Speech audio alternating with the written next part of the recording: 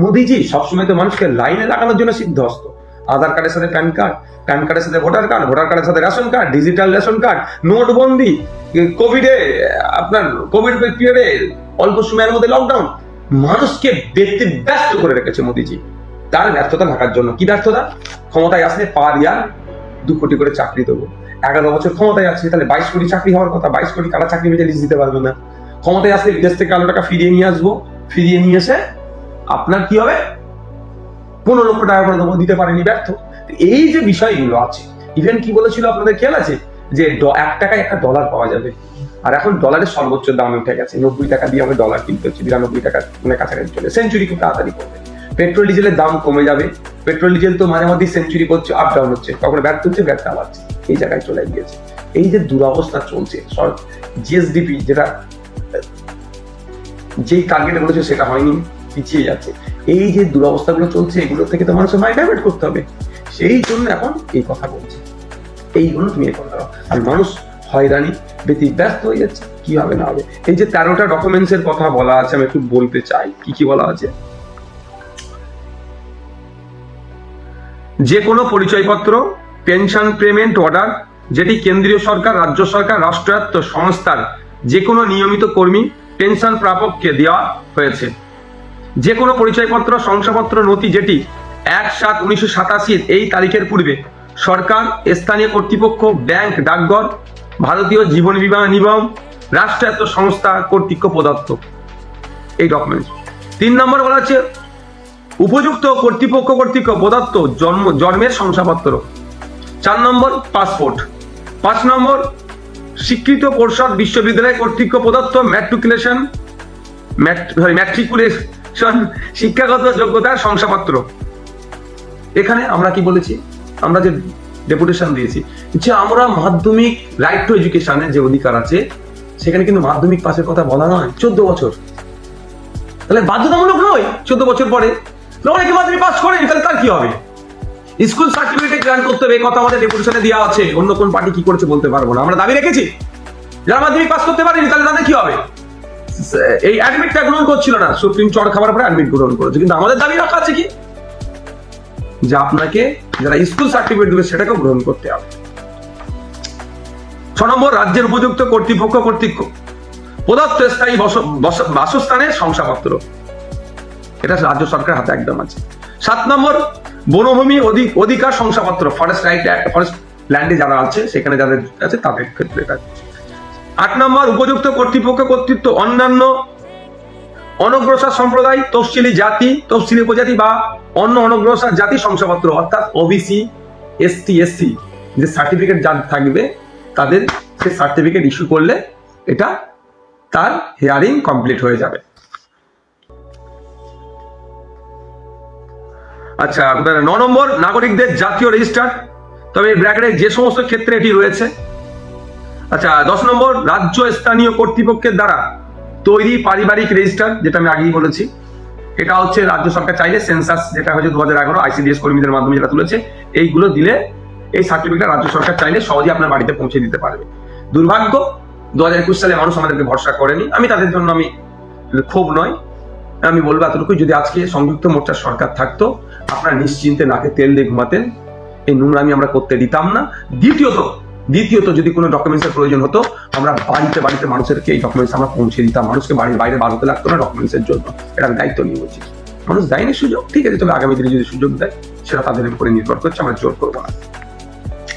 11 নম্বর যে কোনো জমি বা বাড়ির বরাদ্দের সরকারি শংসাপত্র। অনেক ক্ষেত্রে জমি যে বাড়ি বরাদ্দ করা হয় সেটা অনেকে পাবে। আতঙ্কিত হলেই সমস্যার সমাধান হবে। এই ডকুমেন্টস তো আপনার বাড়িতে আছে, তারপরে আমি একটা কথা বলবো এইটা। তারপর আছে 12 নম্বর আধারের জন্য কমিশনের 9/9/2025 তারিখের নির্দেশ নম্বর একটা দেওয়া আছে, প্রযোজ্য হবে। আধার কার্ডে সাপোর্টিং ডকুমেন্টস হিসাবে প্রযোজ্য হবে। 13 নম্বর 1/7/2025 অনুযায়ী বিহারের SIR এর নির্বাচক তালিকার নির্যাস। এরপরও আমি বলছি রিপ্রেজেন্টেশন অফ পিপল অ্যাক্ট, সম্ভবত 1950 সালে সব ভুলে যাচ্ছি, মাথার উপর দিয়ে চলে যাচ্ছে, এত চাপ হয়ে যাচ্ছে। 1950 সালে যে আইন হয়েছে এই কন্টেস্ট করা, সেই আইনে রিপ্রেজেন্টেশন অফ পাবলিক আইনের বলা 21 নম্বর ধারাতে বলা হচ্ছে ইআরও, ইলেকট্রাল রেজিস্ট্রেশন অফিসারের হাতে এই ক্ষমতাটা দেওয়া হচ্ছে। আপনি যা কাগজ জমা দিচ্ছেন এর বাইরে, আমি কিন্তু এটা এই জন্যই বলছি যে আপনার এই ডকুমেন্টস নিয়ে আপনি কি করবেন? আপনার ডকুমেন্টস নিয়ে আপনি কি করবেন? নাও থাকতে পারে তো। সুন্দরবনের মানুষ আইলা হয়েছে, ঘর ভেঙে উড়ে চলে গেছে। পাহাড়ে হরপা বানে তো আর্মি ক্যাম্প পর্যন্ত সিকিমের উড়িয়ে দিল, চলে গেছে। কি করবেন আপনি? নদীতে মুর্শিদাবাদে গঙ্গা ভাঙনে লাস্ট 5 বছরে তখন প্রায় 100 বিঘা জমি গঙ্গা ভাঙনে চলে গেছে মালদা মুর্শিদাবাদে। যেমন করে বাচ্চা কাচ্চাকে নিয়ে বেরোচ্ছে, তাড়ানো করে। বলছি, আমি গিয়েছিলাম, বলেছে যে যদি আমার পাশের বাড়ির লোকরা ডাকতো, আমার ছেলে পুলে সমেত আমি চলে যেতাম গঙ্গাতে, পদ্মা গঙ্গা ভাঙনে। ডকুমেন্টস চলে গেছে, তাহলে কি করবে? এটা কিন্তু এই ক্ষেত্রে ইলেকট্রাল রেজিস্ট্রেশন অফিসার যিনি আছেন তার হাতে সর্বোচ্চ পাওয়ার আছে। তিনি চাইলে সাপোর্টিং ডকুমেন্টস এর ভিত্তিতে, এবং নিশ্চিতভাবে তিনি ভেরিফাই তো করতে হবে। আমরা তো চাই না কোনো ক্ষেত্রে অবৈধভাবে কেউ ভোটার লিস্টে থাকুক। আমরা স্বচ্ছ ভোটার লিস্ট তৈরির পক্ষে, কিন্তু স্বচ্ছতার নামে যে নাগরিক হয়রানির আমরা বিপক্ষে। সেক্ষেত্রে ইআরওর হাতে ক্ষমতা আছে। ইআরও মানে আমরা, বা ইআরও বিডিও জয়েন্ট ভিডিওটা কার আন্ডারে জব করছে? বিসিএস এক্সাম দিয়ে রাজ্য সরকারের আন্ডারে জব করছে। রাজ্য সরকার এইটা ইনশিওর কেন করতে পারছে না, জোর গলায় কেন বলছে না কোনো বৈধ ভোটারের নাম কাটা যাবে না? বরঞ্চ বলেছিল এসআইআর হলে আমার লাশের উপর দিয়ে যাবে। আজকে এসআইআর এর এই দুরবস্থা, কোনো কথা না। অনেক বলেছিলেন এসআইআর হলে লাখ মানুষ নিয়ে ঘিরে বসে থাকবো, কোথায়? কোন একটা জায়গায় আমাদের সেটিং এর গন্ধ আসছে, তথ্য আসছে। যেভাবে ওয়াকাফকে খেয়েছে মমতা ব্যানার্জি সরকার, আমি থাকতে ওয়াকাফ আইন লাগু হতে দেব না, আন্দোলন তোমরা করো না। পশ্চিমবাংলার মুসলমানরা ভেবেছিল এবার দিদি আছে, বাঁচিয়ে নেবে ওয়াকাফটা। কি দেখলেন? ওয়াকাফ আইনটাকে বকল মেনে নিন। এখনো যে মাদ্রাসা, মসজিদ, ঈদগাহ, কবরস্থান তথা ওয়াকাফ সম্পত্তি সুরক্ষিত আছে আমাদের মতো মানুষের কিছু করা মানুষের মামলার জন্য। কিন্তু মমতা ব্যানার্জি প্রথমে যেটা বলেছিলেন এখন সেটা বাস্তবে নয়। ওবিসি মমতা ব্যানার্জি ধ্বংস করেছে মুসলমানদেরকে। যা সার্টিফিকেট থাকবে কোনো কাজ আসবে না, ও রাখা ছিঁড়ে ফেলে দেওয়ার সময়। এবার আছে এসআইআর আমার সন্দেহ হচ্ছে এরা তৃণমূলের নেতারা যেভাবে দুর্নীতি চুরি করতে করতে টপ পর্যন্ত পৌঁছে গেছে, মানে গলা পর্যন্ত পৌঁছে গেছে, এদেরকে যখন তখন ধরে হয়তো ভরে দিতে পারে জেলে। তাই এদের এই জেলে না ঢোকা, এই জন্য একটার পর একটা আইন মেনে নিচ্ছে। এসআইআরটাও নিয়ে আমার মনে হয় কোন একটা জায়গায় তৃণমূল আর বিজেপি একসাথে খেলছে। না খেললে 6 নম্বর আর 10 নম্বর যে ডকুমেন্টস এর কথা বলা আছে কেন প্রোভাইড করছে না? আমি তো আমার নয়, আমি ডকুমেন্টের কথা বলছি, তথ্য দিয়ে কথা বলছি, কেন প্রোভাইড করছে? কোন একটা সন্দেহ কাজ করছে। তারপরে আমি বলবো, অযথা আতঙ্কিত হলে কি সমস্যার সমাধান হবে? সমস্যার সমাধান হবে না। তো আতঙ্কিত নামে ঠান্ডা মাথায় কাজ করবে। এই যে আপনি 21-এর সমাধান, 1 মিনিট, আমি 2 মিনিটের কথা বলবি। ঠান্ডা মাথায় কেন কাজ করবে? আমার বক্তব্যটা শোনার চেষ্টা করবে। আমার বক্তব্যের দুর্ভাগ্য, আমি আরো খুলে বলতাম, কিন্তু আমার বক্তব্যের ভুল ব্যাখ্যা করা হতে পারে। আমি আরো খুলে বলতাম, যে খুলে বললে রাজ্য সরকারও ফেঁসে যাবে, কেন্দ্র সরকারও ফেঁসে যাবে, নির্বাচন কমিশনও ফাঁসবে, মানে জবাব দিতে যে কথা বললে আবার একটা শ্রেণী তৃণমূলের নেতারা আছে কাটিং করে আগে পরে আমাকে ভুল প্রমাণ করানোর জন্য উঠে করে রাখবে। সেটা আমি বেশি ডিপলি যেতে পারছি না। এই কাটিং বহুত খারাপ জিনিস। প্রথম কথা, যখন খসড়া লিস্ট পাবলিশড হয়নি তখনই জোর গলায় বলেছিলাম যে একটা মানুষের নাম বাদ দিবার সাহস দেখাতে পারবে না মাস্টার মশাই তথা নির্বাচন কমিশন। যদি বাদ দেয় তার বিরুদ্ধে আইনত লড়াই করব। খসড়া লিস্ট পাবলিশের পরে দেখেছিলাম গুটি কয়েক মানুষের নাম ইচ্ছাকৃতভাবে হোক বা অনিচ্ছাকৃতভাবে হোক বাদ দিয়েছিল, কিন্তু 58 লক্ষের মধ্যে 10,000 মানুষের বলতে পারবে না কেউ, এমন খবর পাইনি যে তার নাম অনিচ্ছাকৃত হাতে 10,000 মানুষ পাওয়া যাবে, ইভেন ভাঙড় সহ। আমি তো ভাঙড়ে বেশি নজর রাখছি। এখন তো এরা নাটক করছে, চারটে কি বলে আপনার বিডিও অফিসে যে ব্যারিকেড করছে, আর ওইটা যদি বিরোধীরা ওই ব্যারিকেডটা হতো তখন পিটিয়ে লাল করে দিত। আমরা সব দেখতে পাচ্ছি সারা রাজ্যে এসআইআর এর খসড়া লিস্টে সেরকম কোনো খারাপ দিক দেখতে পাইনি। আর আজকেও বলছি আমি, ফাইনাল লিস্ট যখন পাবলিশ হবে দেশের সংবিধানকে মেনে পাবলিশ করতে বাধ্য নির্বাচন কমিশন। অর্থাৎ কোনো একজন বৈধ ভোটারের নাম বাদ দিবার সাহস দেখাতে পারবে না। তারপরেও আমি একটা জিনিস অ্যাড করি, যদি কোনো বৈধ ভোটারের নাম বাদ যায় সেটা কেন এখন বলা হচ্ছে না? দর্শক বন্ধু যারা শুনছেন একটু ভালো করে শুনবেন। দর্শক বন্ধুরা কি শুনছে তো নাকি? দর্শক বন্ধুরা অনেকে লাইভে আছেন, একটু শুনবেন ঠান্ডা মাথায়। আমি গিয়ে কিন্তু নির্বাচন কমিশন অনেক কোশ্চেন করেছিলাম, যে আমি বললাম যে আমি হিয়ারিং এ আসছি, আমি অকৃতকার্য হতে পারি হিয়ারিং, তাহলে আমাকে জানানো হচ্ছে না কেন? কেন জানানো হচ্ছে না? কবে জানাবেন? উনি বললেন, সিও স্যার বা যারা টিমে ছিলেন, যে আমরা চাইছি ডিস্ট্রিক্টের ডিএমদেরকে বারবার বলছি তাড়াতাড়ি জানিয়ে দাও, তাড়াতাড়ি জানিয়ে দিলে লাভটা কি সেটাও একটু জেনে রাখুন। হিয়ারিং আপনি অকৃতকার্য হয়েছেন, যে কেউ একজন হোক আর 1 লাখ হোক, যদি অকৃতকার্য হয় 1 জন বা 1 লাখ, প্রত্যেকের কাছে কিন্তু আলাদা করে একটা নোটিশ যাবে, আপনি কি কারণে ভোটাধিকার হারালেন, অর্থাৎ আপনার ভোটাধিকার বাতিল হলো, কারণ দর্শে আপনাকে নোটিশ যাবে। ঠিক কি কারণে আপনাকে নোটিশটা এসছে হিয়ারিং এ, যে কারণটা লেখা আছে ওই ধরনের লেখা হবে। যদি ওই কারা 4/6 দেখিয়ে পাঠাচ্ছে, এটা অনৈতিক, কিন্তু নোটিশ আপনার কাছে আসবে। সেই নোটিশ পাওয়াকে আপনি চ্যালেঞ্জ করতে পারবেন।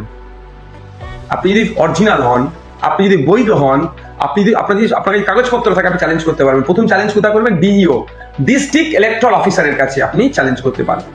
ওখানে স্যাটিসফাই না হলে চিফ ইলেকট্রাল অফিসারের কাছে আপনি চ্যালেঞ্জ করতে পারবেন। তাহলে আপনাকে দুটো অপশন আপনি পাচ্ছেন। 14 তারিখে ফাইনাল লিস্ট পাবলিশ হবে। অলরেডি যারা হিয়ারিং এ চলে গিয়েছে তারা হয় পাস করবে, আর না হয় অপশনে ফেল করবে। তাদেরকে আজকে যদি নোটিশটা তাদের হাতে ধরিয়ে দেওয়া হয় যে আপনি ফেল করেছেন, আমি বলছি ফেল করবে না, তারপরও আমি ধরছি। ইচ্ছা করে কমিশন ফেল করাতে পারে, বিজেপির কথা শুনে ফেল করাতে পারে, এই প্রশ্নগুলো থাকছে তো মার্কেটে, সেটা আমি ধরেই বলছি। তাহলে কি হবে? আপনার কাছে নোটিশ আসবে যে আপনি ফেল করেছেন। যদি আপনি 17 তারিখে গিয়েছেন হিয়ারিং এ, বা 16 তারিখে হিয়ারিং এ গিয়েছেন, 15 তারিখে হিয়ারিং এ গিয়েছেন, তাহলে আপনার এতদিন নোটিশ আসা যাওয়া দরকার ছিল যে আপনি ফেল করেছেন। তাহলে আপনি ওই নোটিশটাকে ধরলেন। এবার কেন ফেল করেছেন, কেন আপনার ভোটার লিস্টের নামটা বাতিল হয়েছে, তার কারণটা হবে। সেই ডকুমেন্টস আপনার কাছে যদি থাকে, ধরুন আপনাকে বলা হয়েছিল জন্ম সার্টিফিকেট দিতে, আপনি দিয়েছিলেন, কিন্তু তারপর আপনাকে কেটে দিয়েছে, তাহলে আপনি অরিজিনাল জন্ম সার্টিফিকেটটা নিয়ে ডিস্ট্রিক্ট ইলেকট্রাল অফিসার আপনি অ্যাপ্লিকেশন করতে পারেন, এবং সেগুলোকে আপনি যথাযথভাবে সাবমিট করতে পারেন। তাহলে আপনি চান্স পাচ্ছেন ফাইনাল লিস্ট পাবলিশের আগে আপনার নামটাকে তুলে দেওয়ার। ওখানে না হলে আপনি সিওর কাছে পাচ্ছেন, কিন্তু আপনাকে এখনো জানানো হচ্ছে না যে আপনি ফেল করেছেন। এটাও একটা রাজ্য সরকারের চক্রান্ত বিজেপির সাথে মিলে। আমার তো সন্দেহ হচ্ছে 14 তারিখে লিস্ট পাবলিশ হবে, 10 তারিখে যারা যারা ফেল করবে তাদের নামটা বলবে, অর্থাৎ তাহলে একটা হচপচ হবে, তোর হই হবে, তাহলে রাস্তা জাম করবে, হ্যান করবে, ত্যান করবে, হবে, যেটা দেখিয়ে ভোটটা পার করতে চাইবে বিজেপি তৃণমূল মিলে। তৃণমূল কি দেখাবে? এই দেখো ওরা ভোট কেড়ে নিচ্ছে, আমাকে ভোট দাও, আমি তোমাদের ভোটাধিকার বাঁচিয়ে নেবো, এই গল্প শোনাবে। আর বিজেপি বলবে বেটাদের জব্দ করে দিয়েছি, এই বলে ভোট দামাকে আরো জব্দ করবে, এই বলে ভোটটা নেবে। কিন্তু শিক্ষা, স্বাস্থ্য, কর্মসংস্থানের প্রশ্নই আসবে না, স্বাস্থ্য ব্যবস্থা প্রশ্ন আসবে না, এনভায়রনমেন্টের প্রশ্ন আসবে না, আর কোনো প্রশ্নই আসবে না। যেমন 2021 নির্বাচনটা কোনো প্রশ্ন আসেনি, শুধু এসআইআর আপনার সিএনআরসি ছাড়া। তো এইটা প্ল্যান চলছে। তো আমাদের বলবো আওয়াজ তুলতে, যদি কেউ অকৃতকার্য হয় তাকে নোটিশটা দ্রুততার সাথে দেওয়া হোক।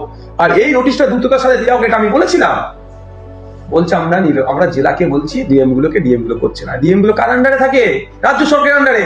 তাহলে কোন একটা জায়গায় তৃণমূল কংগ্রেসও মুসলমান, দলিত, আদিবাসীদেরকে এই হয়রানির স্বীকারক চাইছে বকলে। তাই বলবো, আতঙ্কিত হলে সুষ্ঠু সমাধান হবে না। আওয়াজ তুলুন যারা এর যাচ্ছেন, যে অহেতুক হয়রানি বন্ধ করতে হবে, এই আওয়াজ আমরা তুলছি, আপনারা তুলুন। সাথে সাথে যারা হিয়ারিং এ যাচ্ছেন তারা ফিডব্যাকটাও নিয়ে নেন, দিতে হবে। পাস করলে তো কোনো ব্যাপার নেই, পাস করবো আমরা। ইন কেস যদি আমি ফেল করছি, ধরুন আমি নওশাদ সিদ্দিকী, আমাকে বলা হলো যে আপনি অকৃতকার্য হয়েছেন, আমি থোড়ি অকৃতকার্য, কাগজপত্র আমি ঠিক আছে, আমাকে প্ল্যানিং করে হয়েছে, তাহলে আমি তো সেকেন্ড চান্স পাবো, থার্ড চান্স পাবো, আর ফোর্থ চান্স আমি নিজে সুপ্রিম কোর্টে যাবো মামলা করতে। ফার্স্ট চান্স আমি হিয়ারিং এ গেছিলাম, এখানে আমাকে বাদ দিয়ে, সেকেন্ড চান্স আমি DEO, third chance CEO sir, fourth chance supreme court.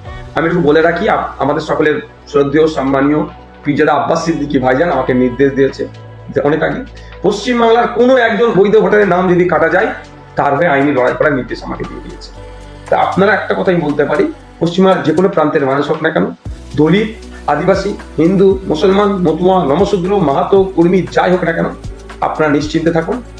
আপনারা আপনাদের ভোটাধিকার কেউ কাটতে পারবে না। কারো আশীর্বাদ বা কারো অভিশাপ, কারো আশীর্বাদে আপনি বৈধ ভোটার, আপনার ভোটাধিকার কেউ কেড়ে নিতে পারবে না। কারো আশীর্বাদে আপনি অবৈধ আপনার নামটাকে তুলতে পারবেন না।